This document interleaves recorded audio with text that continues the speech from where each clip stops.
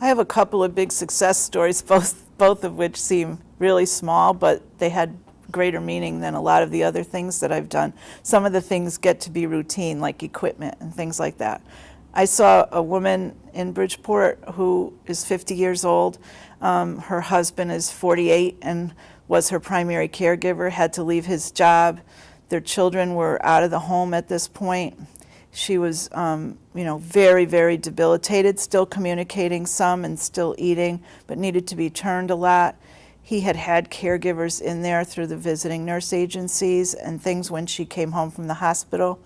He never liked the way they cared for her. He never thought they paid enough attention, and so he would not let anyone in the home to evaluate anything. And they finally convinced him to let me in, and I talked to him at great length, and I told him my main concern is that he get the proper training on positioning her, because if something happens to him, it's done for all of them, So he did agree to let me bring a therapist in as long as I was there on that day. And I had to tell the therapist ahead of time that he didn't want to be bossed around and he didn't want to have, caregivers in there all the time. And so I got a therapist that was great and came in and shook his hand and said, if I step over the line, Joe, just tell me, And he did a great job orienting that man, and he takes great care of his wife today, 3 years later. He calls me all the time, not for help, but just to say thank you. He's made a donation to CCCI of money that he has no way to afford, just because he was so happy that he got the instruction he needed. Frankie is a client of mine that I've known for 11 years. He's been a client of mine. When I first met him, all of his family had died, and he was by himself in his home, and he is somewhat intellectually limited. He was sitting at the table with his head in his hands, just moaning, not knowing what to do.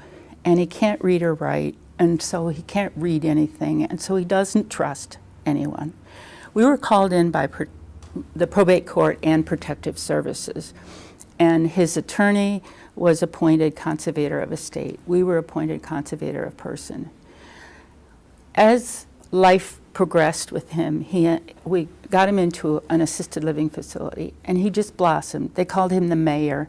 He was happy, and he would say, "My team is the best." And that was his attorney and myself and two of the people who are in my office who I work with. We had a telephone for him that had my picture on it and my office staff picture on it. And so he could call us, and he just thrived. And he still says, "You're the best team ever." My other success story is a young woman who is a nurse, had a very, very progressive form of MS, lost her nursing job, was a single mom with a 6-year-old.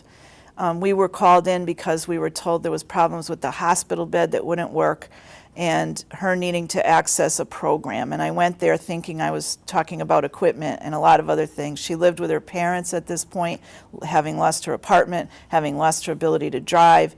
She was on a very special IV treatment for her MS that wiped her out, and she really wasn't engaged a lot in the assessment, and her mom kept offering a lot of advice about the bed and things, and I could tell she was just really distracted. And I finally just said, "Heather, do you want me to come back another day, or is there something that I could really help you with?" And she said, "Honestly, the only thing I care about this week is that next week he's starting school, and I really want to be able to take him to the bus. And the bus driver said it's okay, and the neighbors said it's okay, but the bus stop is 2 doors away, and they won't call me back. They won't listen to me. They told me I don't have any power to change it.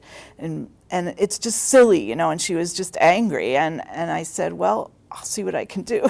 And so I forgot about the bed for a few days. I said, "I'll come back and talk about the bed later." And I called up and followed it up with a letter, and the city finally called me back and gave me the right person's name, and they agreed to change the bus stop. And they sent me a picture day one, of her being able to go in her wheelchair just to the doorway, but be able to see him to get on the bus. And, that's something I'll always remember.